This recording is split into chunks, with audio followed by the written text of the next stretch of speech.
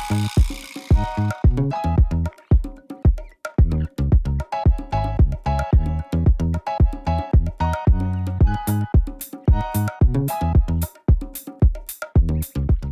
guys, and welcome back to my channel. In today's video, we're making some breakfast. So we're doing overnight chia pudding 3 different ways. This is great because you can prep it before work or before school and just take it to go and you have a great healthy breakfast. I'm showing you 3 different flavors. If you haven't yet, be sure to subscribe by hitting that red button down below to see lots more healthy recipes. And I do have a whole healthy breakfast playlist, so I will leave that down below because it's got tons of ideas in it for you.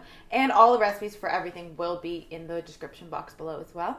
So yeah, let's get into some healthy breakfast. So we're going to start off by making the base of our chia pudding. Of course, we need chia seeds. These are loaded with calcium, loaded with fiber, omegas, and iron.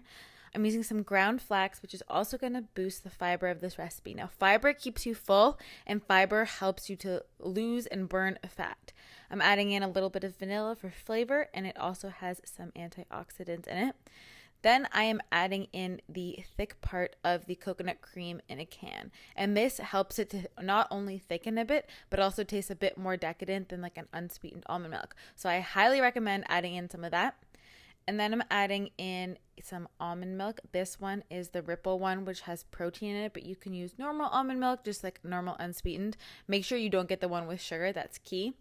Then you just need to whisk that all together. Now, I found that this thickened quite quickly. For me, it thickened in about 10-15 minutes. So you don't even need to wait overnight. That's the beauty of the ground flax. That way you can make all these different flavors with it already thickened. So in about 10-15 minutes, it will be ready to customize. So the first one we are making is chocolate almond butter. It's delicious, it's decadent, and it's perfect any time of the day, let alone for breakfast.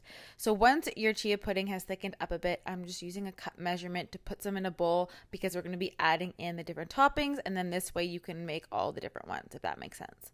So I'm adding in a couple tablespoons of raw cacao. Now, raw cacao is great because it's loaded with antioxidants and it hasn't been treated with heat yet. That's the difference between raw cacao and cocoa.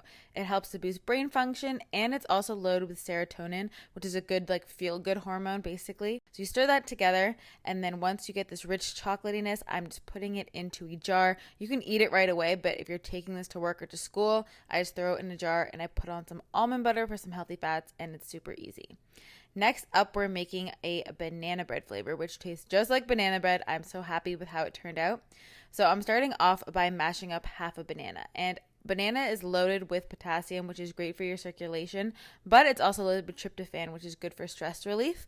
I'm putting in some cinnamon for flavor as well as to help regulate the blood sugar, especially with the sweetness of the banana. The cinnamon really helps to cut that.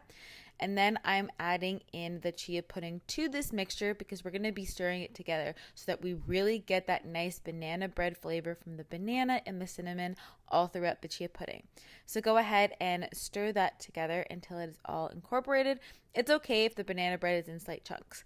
So you put that in a jar, and then I'm just slicing up a banana very finely, and I'm going to put a few slices of that on the top.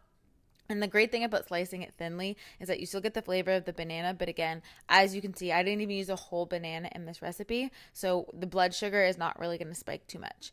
I'm adding in some walnuts, which again, a great healthy fat that's going to keep you full. Plus, they lower your C-reactive protein, which is an inflammatory marker in your blood. Perfect chia pudding. It tastes just like banana bread. And lastly, we're making this blueberry lemon flavor. It's so refreshing, and I love the combo of the blueberries and the lemon. So I microwaved some frozen blueberries, and then I'm just smashing them down.